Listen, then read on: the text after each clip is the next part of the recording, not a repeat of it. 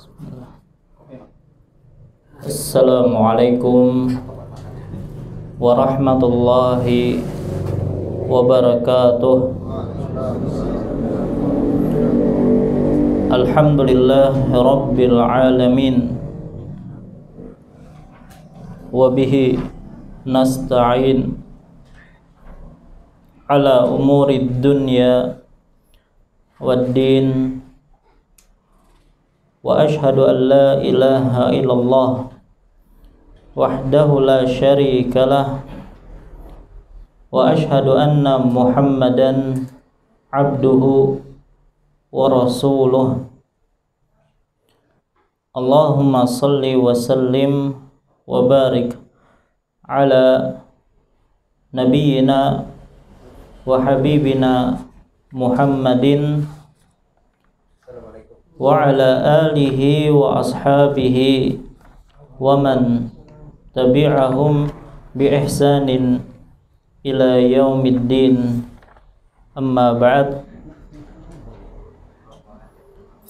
Fa ya ibadallah, kaum muslimin wal muslimat, keluarga sabarataan rahimani Allahu wa iyyakum. Alhamdulillah, segala puji bagi Allah Subhanahu wa ta'ala, yang mana dengan taufik dan hidayahnya kembali kita bisa berkumpul di majlis yang mulia ini dalam rangka menghadiri kajian rutin kita membahas tafsir juz amma. Kita memohon kepada Allah Subhanahu wa ta'ala, semoga Allah Subhanahu wa ta'ala berkenan untuk melimpahkan kepada kita ilmu yang bermanfaat. Salawat serta salam semoga senantiasa tercurahkan kepada Nabi kita yang mulia Muhammad sallallahu alaihi wasallam, kepada keluarga beliau, para sahabat beliau, dan orang-orang yang istiqomah di atas jalan beliau ila yaumil qiyamah.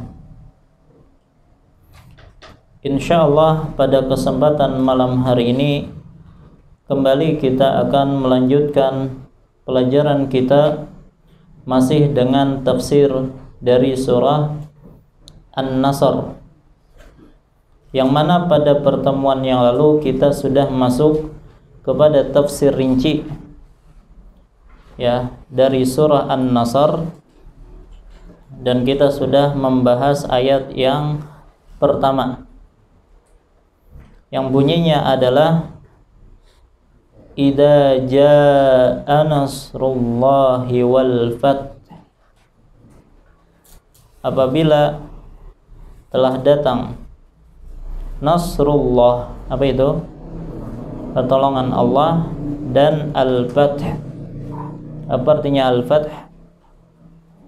Penaklukan ya, atau kemenangan.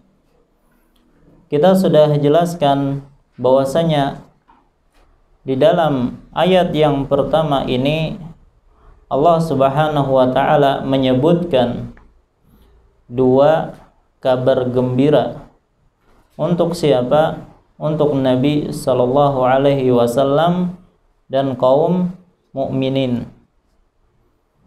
Apa saja dua janji atau kabar gembira dari Allah Subhanahu wa ta'ala dari ayat yang pertama ini? Ya, tadi ada dua kan? Yang pertama adalah nasrullah, pertolongan, dan yang kedua adalah al-fathu, penaklukan. Penaklukan apa? Penaklukan kota Mekah ya, berdasarkan pendapat dari mayoritas ulama. Ya, jadi yang dimaksud dengan al-fathu di sini adalah Fathu Makkah. Baik. Kemudian Fathu Makkah, masih ingat kapankah terjadinya? Tahun atau tanggal 20 Ramadan tahun ke-8 Hijriyah. Sebagaimana kita juga sudah sebutkan, pemicu dari peristiwa Fathu Makkah ini adalah apa? Pelanggaran yang dilakukan oleh orang Quraisy ya berkaitan tentang perjanjian Hudaybiyah, yang mana di dalam perjanjian Hudaybiyah adanya genjatan senjata ya antara kaum mukminin dan orang-orang Quraisy. Masih ingat ya bahwasanya pada perjanjian atau sulh Hudaybiyah,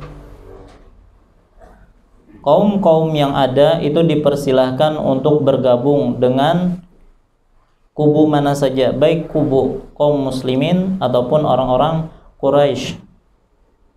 Kita sebutkan orang yang bergabung dengan kubu kaum muslimin adalah Bani Khuza'ah ya. Sementara yang bergabung dengan kubu kaum musyrikin adalah Bani Bakar. Dan Bani Khuza'ah dan Bani Bakar dari dahulu sudah terjadi permusuhan di antara mereka. Dan ternyata ya Bani Bakar itu menggunakan kesempatan genjatan senjata ini ya untuk menyerang Bani Khuza'ah. Ya, padahal ketika mereka bergabung dengan salah satu kubu, baik kaum muslimin atau kaum musyrikin, wajib mereka mematuhi perjanjian Hudaybiyah. Karena mereka melanggar, ya, begitu juga ternyata itu dibantu oleh orang-orang Quraisy, ya, baik pasokan senjata, ya, maupun personel, ya, maka akhirnya Nabi Shallallahu Alaihi Wasallam pun bertekad untuk menyerang kota Mekah.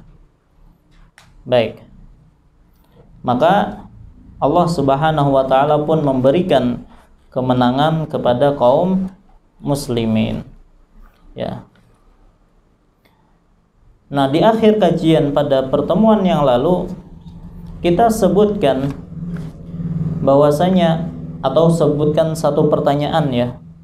Apakah pertolongan yang Allah Subhanahu wa Ta'ala berikan kepada Nabi sallallahu alaihi wasallam dan kaum mukminin itu berlanjut pada zaman kita sekarang? Apakah pertolongan Allah ya itu akan senantiasa diberikan kepada kaum muslimin sampai hari ini? Jawabannya iya. Ya, artinya tidak hanya khusus bagi Nabi dan para sahabat.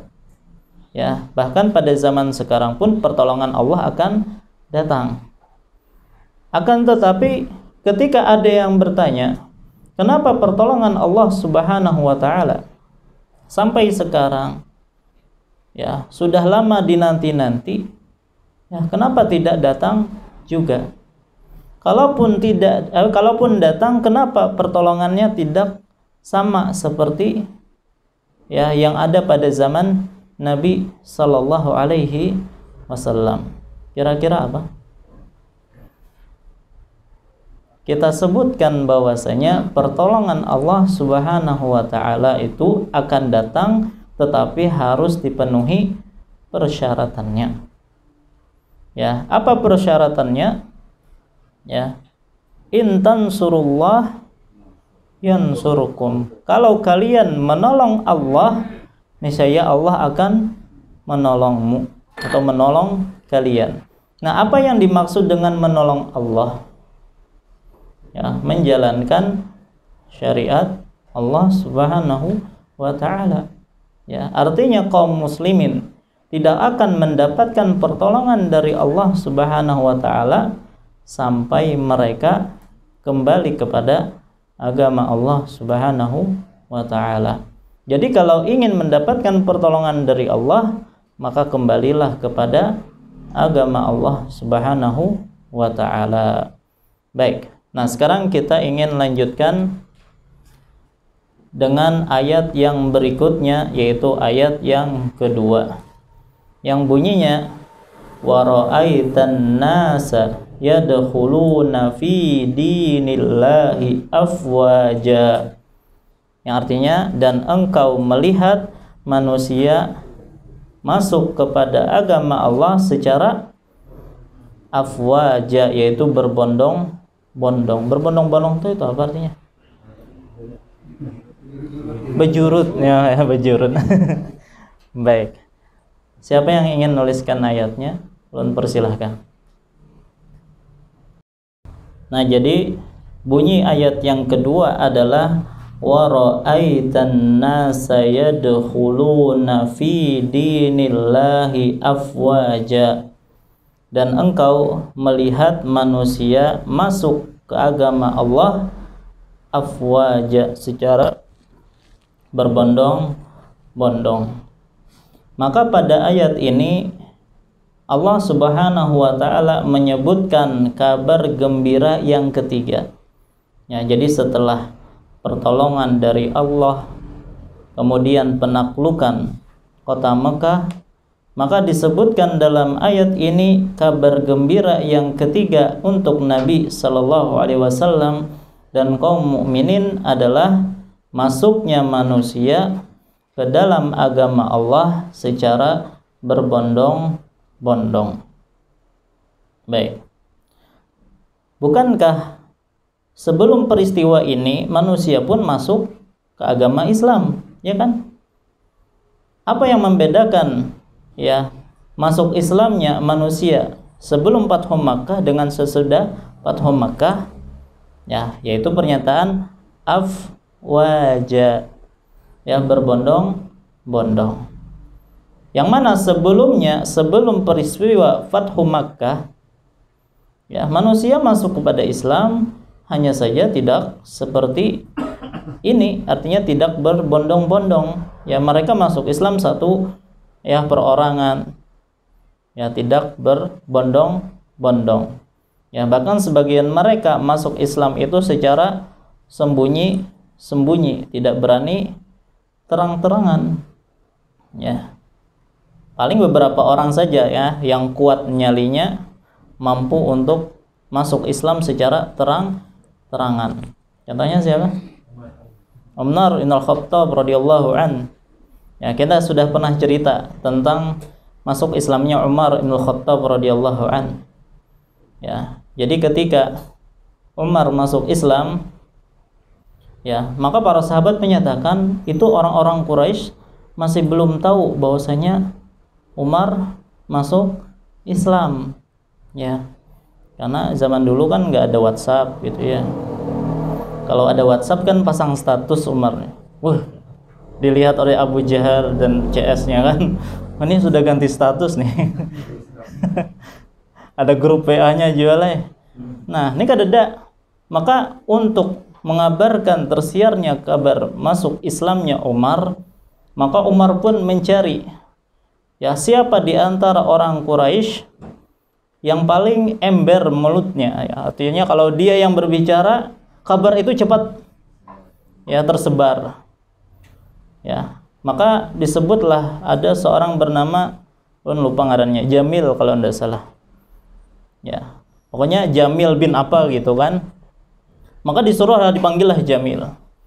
Ya, maka Umar mengatakan, tahukah engkau Jamil bahwasanya ya Umar Ibn Khattab telah masuk Islam? Wah, apa yang terjadi dengan Jamil? Ya, langsung dia lari terbirit-birit ya sambil mengangkat jubahnya untuk segera disebar ya. Maka ketika dia sampai di majelisnya orang-orang kafir Quraisy, dia langsung berteriak ya, pokoknya yang jelas dia katakan Umar bin Khattab telah murtad, ya, maksudnya keluar dari agama nenek moyang. Maka pada saat itu juga Umar menimpali, jadi diikutinya si Jamil tadi, dia katakan ya dusta si Jamil itu, yang benar adalah Umar telah masuk Islam.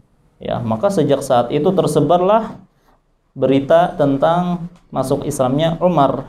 Ya, dan pada waktu itu ada beberapa orang yang mengajak berkelahi Umar, ya. Tapi kebanyakan mereka kalah dapat Umar. Ya. Ya, ini diantara segelintir orang yang memang sengaja ya menampakkan keislamannya. Tapi kebanyakan mereka masih sembunyi-sembunyi.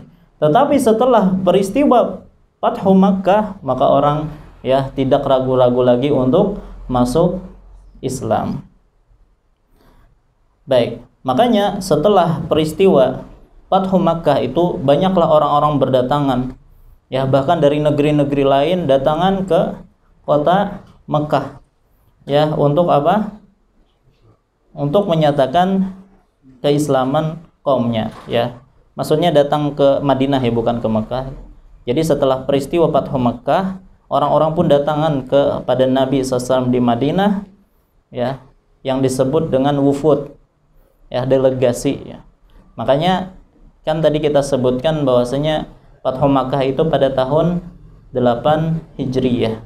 Nah, pada tahun ke-9 Hijriyah banyak delegasi datangan, ya, sampai disebutlah dengan Amul Wufud, ya, tahun banyaknya delegasi datang kepada Nabi SAW menyatakan bahwasanya kaumnya itu semuanya sudah masuk Islam. Baik, jadi ada istilah-istilah tertentu dari tahun-tahun ya Nabi SAW. Kan ada Amul Huzn, tahun kesedihan, yaitu pada tahun 10 kenabian, yang mana di situ paman Nabi Abu Thalib meninggal, istri beliau Khadijah meninggal, kemudian beliau diusir dari kota Taif. Ya, hal itu menyebabkan Nabi SAW sangat bersedih, maka dinamakanlah Amul Huzn, tahun kesedihan. Nah, pada tahun 9 Hijriyah itu disebut dengan Amul Wufud, ya, tahun datangnya delegasi-delegasi dari berbagai negeri.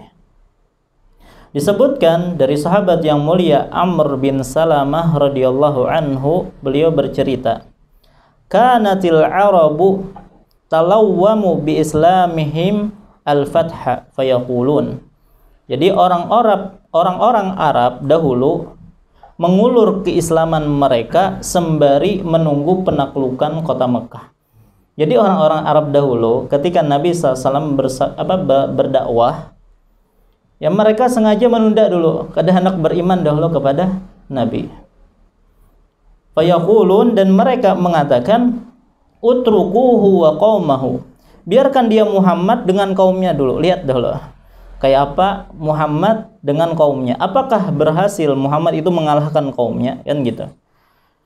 Fa innahu in zahara alaihim fahuwa nabiyyun shadiqun, ya, jika dia menang menghadapi mereka berarti dia benar-benar seorang nabi, ya. Jadi kita tunggu dulu nih, kalau dia berhasil memenangkan, ya, atau menang di atas kaumnya, oh berarti dia benar-benar nabi. Falamma kanat waq'atu ahlil fathi badara kullu qaumin bi islamihim, ya, maka tatkala menaklukkan kota Mekah terjadi, setiap kaum pun bersegera untuk masuk ke dalam agama Islam karena mereka sudah yakin bahwasanya ya Muhammad itu benar-benar nabi, ya. Tidaklah seseorang bisa mengalahkan kaumnya yang padahal sebelumnya kaum yang lemah, tertindas dan seterusnya, ternyata mampu mengalahkan kaumnya setelah itu, berarti dia benar-benar seorang nabi. Baik. Nah, di antara sahabat yang masyhur yang masuk Islam pada peristiwa Fathu Makkah, di antaranya kemarin sudah kita sebutkan siapa? Abu Sufyan radhiyallahu anhu. Ya, ayahnya dari Ummu Habibah radhiyallahu anha, Ramlah bintu Abi Sufyan. Ya, ini saudarinya siapa? Muawiyah bin Abi Sufyan. Baik, Abu Sufyan itu punya istri namanya yang diriwayatkan, ya, walaupun riwayatnya ini tidak sahih, bahwasanya ketika perang Uhud, ya, perempuan ini yaitu istri Abu Sufyan, ya, yang mencincang-cincang tubuhnya Hamzah, membelah perutnya, bahkan disebutkan dia berusaha untuk menelan hatinya Hamzah, cuman tidak mampu, akhirnya terluak, ya. Ada riwayat seperti itu, walaupun riwayatnya tidak sahih, ya. Yang jelas dialah istrinya Abu Sufyan, ngarannya Hindun bintu Utbah, ya, radhiyallahu anha, ya, beliau masuk Islam pada peristiwa Fathu Makkah. Jadi beliau, ya, atau Abu Sufyan dengan istrinya dua-duanya masuk Islam, ya, ketika perang atau peristiwa Fathu Makkah. Di antara yang masuk Islam juga pada peristiwa Fathu Makkah, anaknya Abu Jahal. Abu Jahal itu kan orangnya brengsek, tapi anaknya itu masuk Islam, termasuk sahabat yang mulia, namanya Ikrimah bin Abi Jahal. Ya, Ikrimah bin Abi Jahal radhiyallahu anhu. Ya, radhiyallahu anhunya Ikrimahnya, ya, bukan Abu Jahalnya. Abu Jahal laknatullahi alaih. Baik. Kemudian di antara sahabat yang masyhur juga yang masuk Islam pada peristiwa Fathu Makkah, yaitu yang bernama Suhail bin Amr. Suhail bin Amr radhiyallahu anhu. Dialah sahabat, ya, atau dialah orang yang dikirim oleh orang-orang Quraisy. Jadi ketika dia masih musyrik, ya, dialah orang yang dikirim oleh orang-orang musyrik Quraisy untuk mengadakan perjanjian Hudaybiyah dengan Nabi sallallahu alaihi wasallam. Ya, Suhail bin Amr.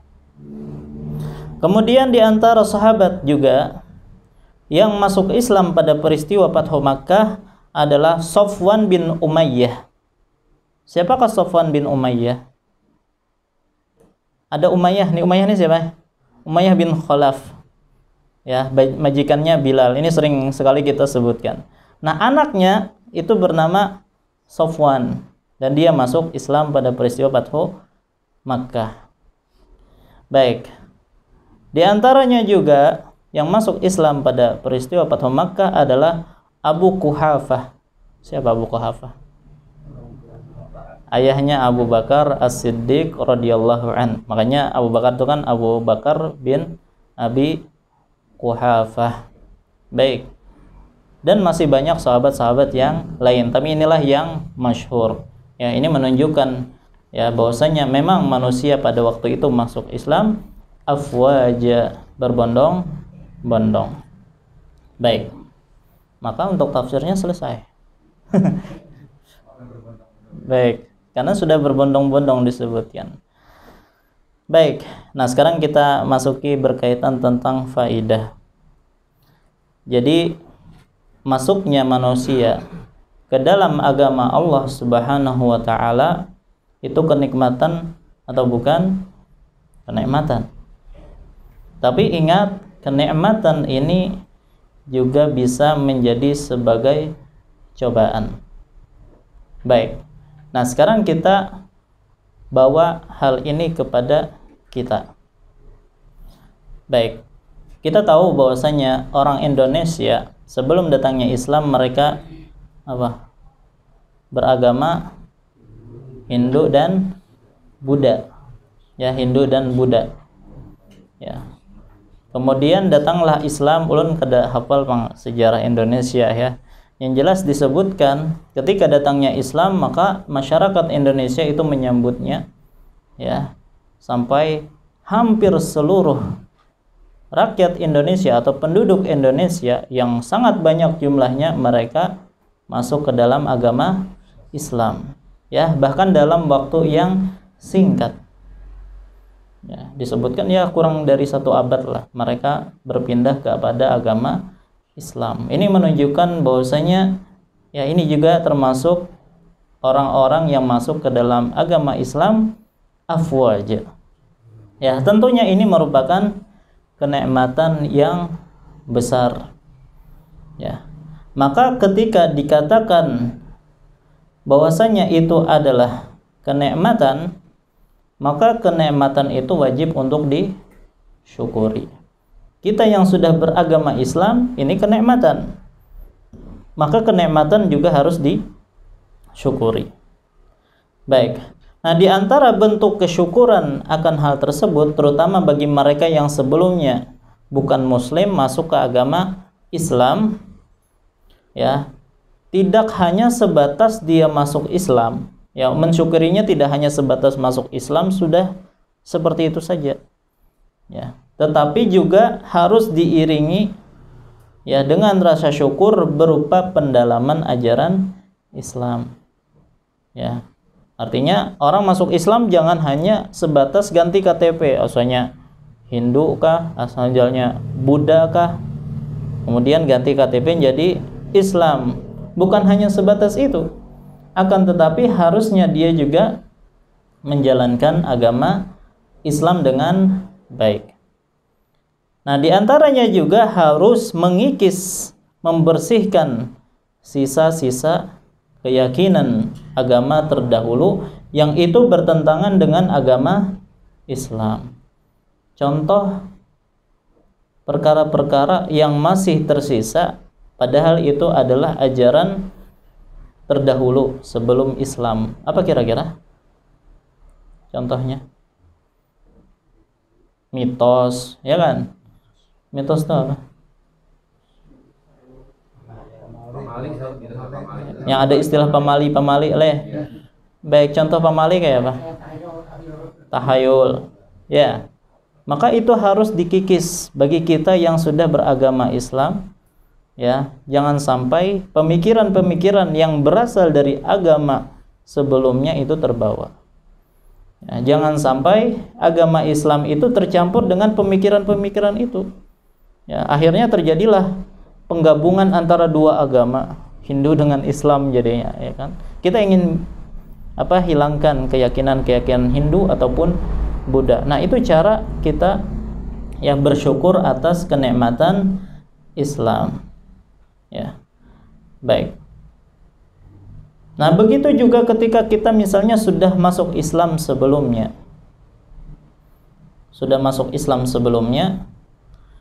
Ya, dan kita dapati ya, kalau tadi kan orang berbondong-bondong masuk Islam. Nah, sekarang banyak ya di zaman kita ini orang-orang berbondong-bondong untuk mengenal yang namanya sunnah. Ya, yang mana dahulu mereka berislam hanya ikut-ikutan saja. Ya. Maka ketika muncul dai-dai yang mana dai-dai tersebut mengajak kepada as-sunnah, beragama dengan agama yang benar, banyak orang-orang yang ingin mengenal sunnah tersebut. Akhirnya berbondong-bondonglah orang-orang ya pindah manhaj mereka sesuai dengan Al-Qur'an dan sunnah Nabi sallallahu alaihi wasallam. Maka sekali lagi hal ini merupakan apa? Nikmat. Hal ini merupakan karunia yang Allah Subhanahu wa taala ya berikan kepada kita sebagai umat Islam. Baik, dan perlu diketahui bahwasanya ketika banyaknya orang sudah masuk Islam, banyaknya orang sudah mengenal sunnah, itu adalah kenikmatan, namun sekaligus apa? Cobaan. Ya. Kok bisa cobaan? Kan orang-orang masuk Islam, orang-orang mengenal sunnah, kok bisa menjadi cobaan? Ya, pertanyaannya cobaan untuk siapa? Ya. Misalnya ada seorang dai ya, yang mungkin awal-awal dia ketika berdakwah ya cuma ada 5 orang yang hadir, 10 orang ya. Kemudian semakin lama dia berdakwah, akhirnya banyak orang yang mengikuti dia. Maka itu adalah kenikmatan, karunia. Namun selain itu adalah sebagai karunia, itu juga sebagai ujian, terutama bagi siapa tadi? Dai tersebut. Ya. Dan kita sering katakan bahwasanya yang namanya ujian, cobaan itu tidak mesti harus sakit terus. Ya, ada yang namanya cobaan itu sesuatu yang mengenakan, ya, sesuatu yang membahagiakan, tapi ternyata itu adalah cobaan. Ya, betapa banyak ketika seorang dicoba dengan kebaikan, dengan kenikmatan, ya, banyak yang tidak lulus. Tetapi ketika dicoba dengan sesuatu yang menyakitkan, ya, mereka lulus. Makanya Allah Subhanahu wa taala menjelaskan yang namanya cobaan itu ada 2. Hal ini disebutkan oleh Allah dalam surah Al-Anbiya ayat 35. yang bunyinya kullu nafsin dha'iqatul maut. Apa artinya? Setiap yang bernyawa pasti akan merasakan mati. Ya. Wa nabluukum bisyarri wal khairi fitnatan wa ilaina turja'un. Kami akan menguji kalian dengan keburukan serta kebaikan sebagai cobaan. Nah, ternyata di sini Allah Subhanahu wa taala ya coba menyebutkan bahwasanya cobaan itu ada dua bentuknya. Ada keburukan dan ada kebaikan. Baik, contoh untuk ujian keburukan apa?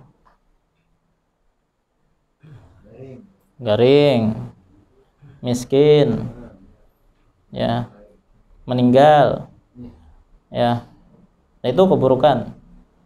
Baik, kalau kebaikan, ya, sugih, kaya, kedudukan yang tinggi, ya, dan seterusnya. Pokoknya pangkatlah dan seterusnya. Dan ternyata Nabi Shallallahu Alaihi Wasallam berkenaan dengan ujian kekayaan, beliau sangat mengingatkan. Ya, jadi yang beliau ingatkan tuh bukan ujian kemiskinan atau kelaparan dan seterusnya. Yang diingatkan atau yang dikhawatirkan oleh Nabi Shallallahu Alaihi Wasallam adalah ujian berupa kekayaan. Kata Nabi Shallallahu Alaihi Wasallam, "Fawallah, demi Allah, mal faqra akhsha alaikum." Bukanlah kemiskinan yang aku takutkan atas kalian. Walakinni akhsha an tubsata alaikumud dunya kama busitat ala man kana qablakum.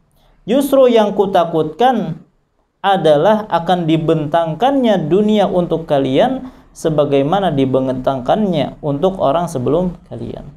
Artinya Allah mudahkan ya masalah harta, masalah dunia kepada kalian. Fatanafasuha kama tanafasuha. Lalu kalian pun berlomba-lomba dalam mengumpulkannya harta tersebut sebagaimana mereka juga berlomba-lomba dalam mengumpulkannya. Wa tuhlikukum kama ahlakathum. Ya, kemudian dunia tersebut akhirnya akan membinasakan kalian sebagaimana telah membinasakan mereka. Nabi SAW mengkhawatirkan ini untuk siapa? Untuk sahabatnya. Ya, dan kita tahu bagaimana ya para sahabat ya mereka ya sangat bertakwa kepada Allah Subhanahu wa taala. Namun ketakwaan mereka tetap saja membuat Nabi SAW itu khawatir kalau mereka terfitnah terhadap kenikmatan dunia. Ya. Maka Nabi saja khawatir terhadap para sahabat, bagaimana dengan kita? Ya, betapa banyak ya orang-orang yang diberikan kelebihan harta oleh Allah Subhanahu wa taala ternyata tidak bertakwa kepada Allah Subhanahu wa taala. Ya, betapa banyak harta yang mereka miliki tidak digunakan untuk hal-hal yang diridhoi oleh Allah Subhanahu wa taala. Ya. Maka kalau pian disuruh memilih, pian anak dicoba dengan kekayaan atau dengan kemiskinan ya. Nah, kaya bang leh. Yang penting bersyukur ya. Ya. Yang penting kaya bersyukur ya. Ya. Tapi ingat ya, orang kaya kalau dicoba dengan kekayaan banyak tidak lulus ya. Tapi orang miskin dicoba dengan kemiskinannya banyak yang lulus ya. Orang miskin disuruh untuk bersabar dan mereka tidak bisa melakukan kecuali sabar ya. Kalau orang kaya gimana? Ya, mereka ketika melihat banyak harta ya sudah mereka ingin berfoya-foya dan seterusnya. Baik, tapi tetap ya kalau disuruh memilih kaya bersyukur. Baik, ini ijma kayaknya ya di antara kita. Baik. Nah, jadi sekali lagi ya bahwasanya yang namanya banyaknya pengikut. Nah, kita kembali kepada para dai yang diberikan karunia berupa banyaknya pengikut. Maka banyaknya pengikut itu adalah karunia, namun sekaligus apa tadi? Cobaan. Ya. Dan sangat disayangkan tidak sedikit di antara para pegiat dakwah, para dai, para ustadz, para kiai yang dahulunya ketika mungkin hidupnya serba kekurangan, ya, yang pengikutnya hanya sedikit, ya, yang mana idealisme itu masih dijaga, ya, keikhlasan masih terjaga. Namun ketika pesantrennya semakin besar, pengikutnya semakin banyak, dunia terbuka untuk dia, wah, sudah. Akhirnya keikhlasan sudah mulai luntur, ya. Kemudian ingin dipuji oleh orang, kesombongan mulai muncul, ya. Maka untuk idealisme itu sudah terkikis habis pada dirinya, ya. Akhirnya karena mempertahankan pengikutnya, maka apapun yang diinginkan oleh pemirsa atau pengikutnya akan dia, ya, ikuti, walaupun itu akhirnya menyalahi syariat Allah Subhanahu wa taala. Ya. Baik. Nah, maka ada dua hal yang itu merupakan cobaan bagi seorang dai ketika banyaknya pengikut atau banyaknya orang yang ikut, ya, kajiannya dan seterusnya, ya. Maka sangat mudah mereka terjangkiti dua hal. Yang pertama adalah penyakit kesombongan. Mungkin saat awal berdakwah ketika yang hadir hanya sedikit, maka masih mudah untuk menjaga keikhlasan. Namun begitu jamaahnya ratusan, bahkan ribuan, ya, sehingga ia mendapatkan gelar apa? Dai ini 1000 gini dahulu lah. Orangnya tadi 1000-annya. Belum sejuta umat. Dai 1000 umat, ya. Nah, maka untuk membersihkan niat, ya, dari sifat sombong, dari sifat ujub, ya, bangga diri itu mulai terasa berat. Ya, jadi untuk mempertahankan keikhlasan dalam kondisi seperti itu sangat berat. Ya. Baik. Apakah banyaknya hadirin atau banyaknya pengikut itu bisa mempengaruhi keikhlasan seorang dai? Jawabannya sangat mungkin, sangat bisa. Makanya ada seorang ulama yang hidup pada abad kedua, ya, dia bercerita, ya, dia bercerita kepada ulama yang lain yang bernama Bishr bin Mansur, ya. Dia mengatakan, setiap hari Jumat saya mengisi pengajian di Masjid Jami'. Tatkala jamaah pengajian yang hadir itu semakin banyak, saya merasa gembira. Namun tatkala yang hadir sedikit, saya merasa sedih. Ya, maka dia pun curhat kepada Bishr bin Mansur, ya. Saya bertanya padanya tentang perasaan yang ada dalam hati ini, ya. Tadi kalau banyak jamaahnya saya senang, kalau sedikit saya sedih. Maka apa kata Bishr? Ya, zaka majlisus su, itu adalah majlis yang buruk. Kenapa? Karena itu indikasi bahwasanya keikhlasan dia kurang dalam masalah ini.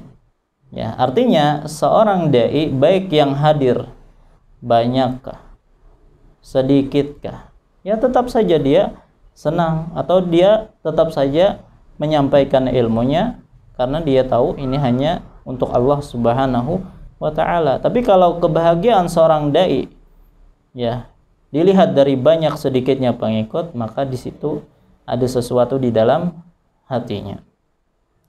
Baik. Cuman kalau bertanya, boleh enggak orang senang kalau banyak pengikutnya?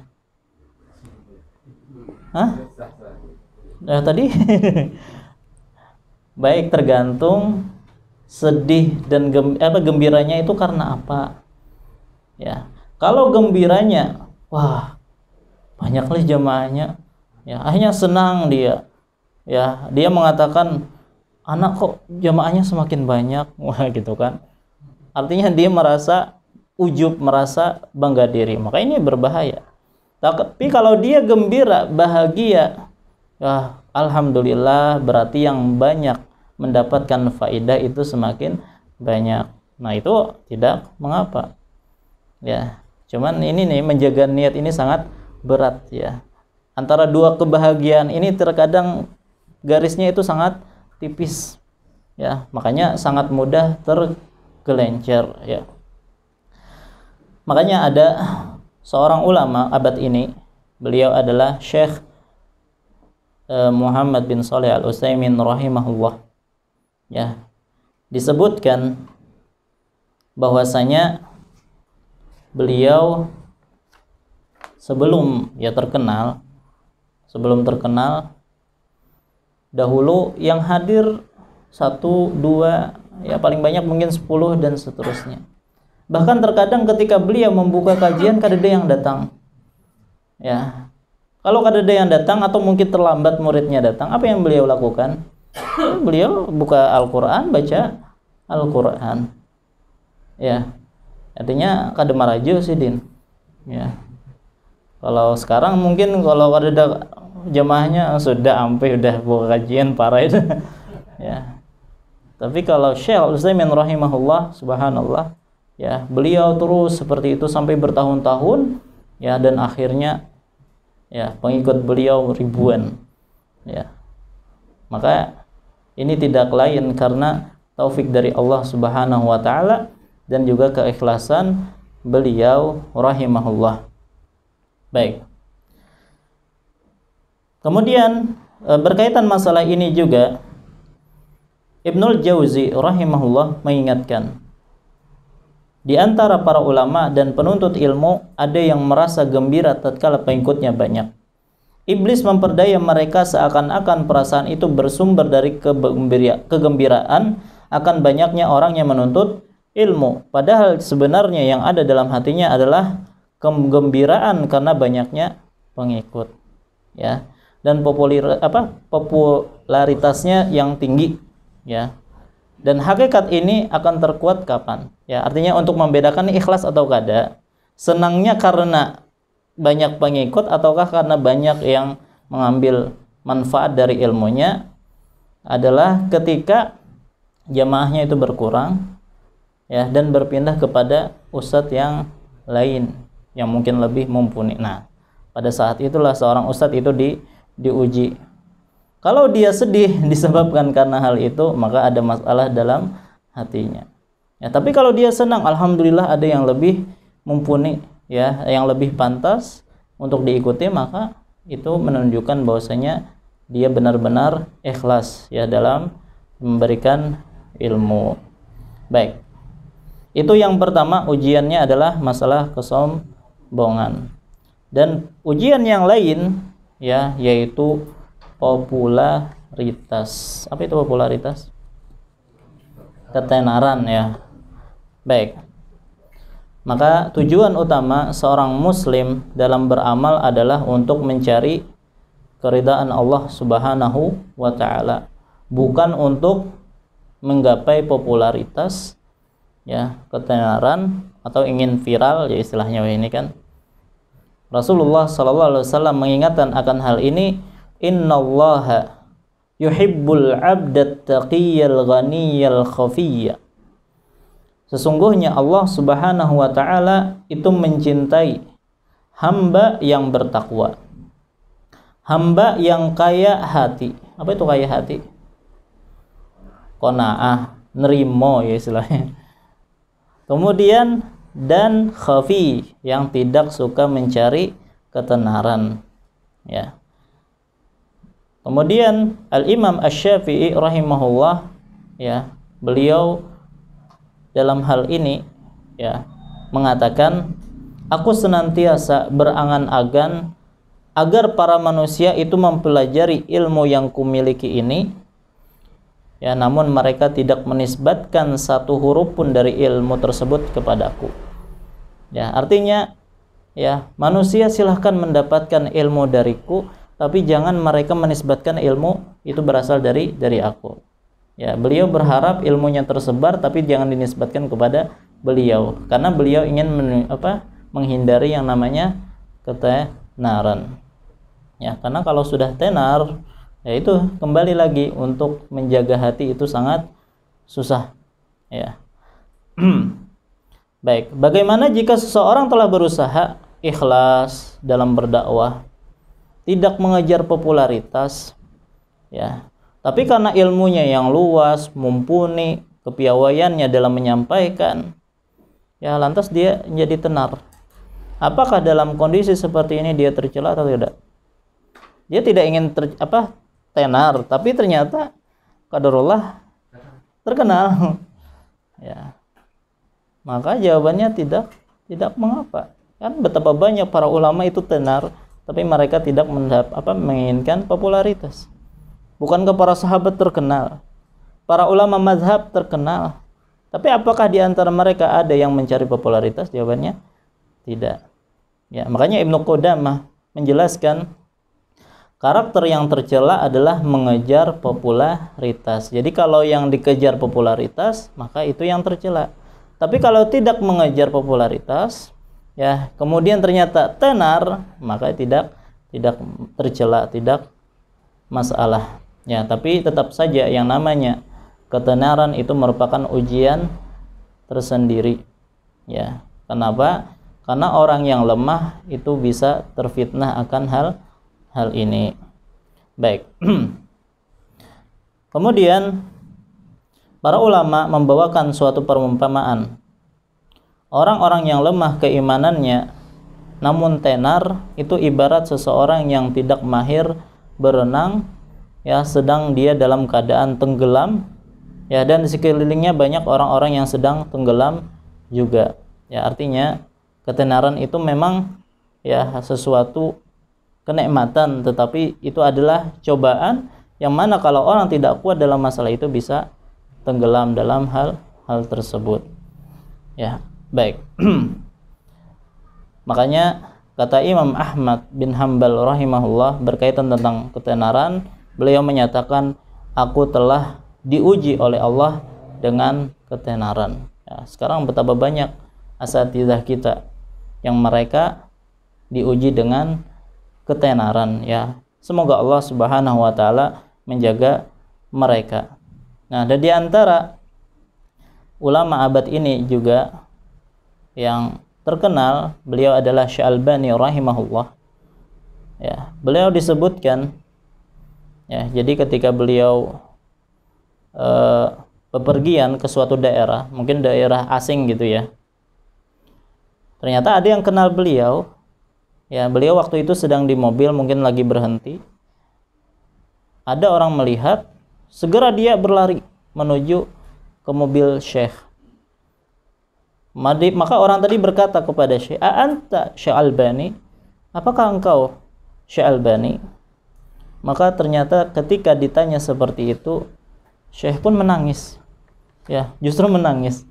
Ya, kemudian ketika ditanya, "Mengapa engkau menangis?" Maka beliau menjawab, seharusnya seorang hamba senantiasa bermujahadah, berusaha, ya, dan tidak pernah terpedaya dengan ketenaran dirinya. Artinya beliau sangat khawatir, ya, ketenaran dirinya ini akan menyebabkan fitnah bagi dia. Tapi bukan berarti ketika seorang sudah terkenal akhirnya dia meninggalkan dakwah karena takut ya terfitnah, ya. Artinya tetap saja dia berdakwah tetapi berusaha untuk menjaga hatinya. Ya, itu yang kewajiban bagi seorang dai yang sudah terkenal.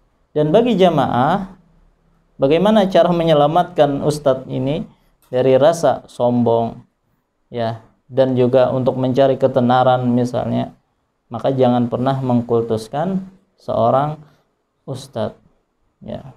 Karena di antara sebab ustadz itu merasa sombong, ya, merasa terfitnah dengan ketenarannya, itu karena sikap dari para jamaah yang berlebihan terkadang. Ingat, ustadz juga seorang manusia yang mempunyai kesalahan. Ya, para ustadz dihormati dengan ilmunya, tapi jangan sampai mengkultuskan. Ya, artinya sikapilah seorang ustadz atau kiai dengan proporsional atau sewajarnya. Baik. Nah, jadi itulah peran bagi mereka masyarakat awam terhadap para tuan guru, para ustadz. Artinya jangan sampai berlebihan. Baik.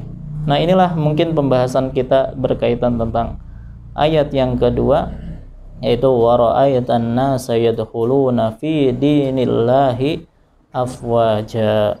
Baik, insyaallah pada pertemuan yang akan datang kita akan bahas ayat yang terakhir, yaitu ayat ketiga yang bunyinya fasabbih bihamdi rabbika wastaghfirhu innahu kana tawwaba.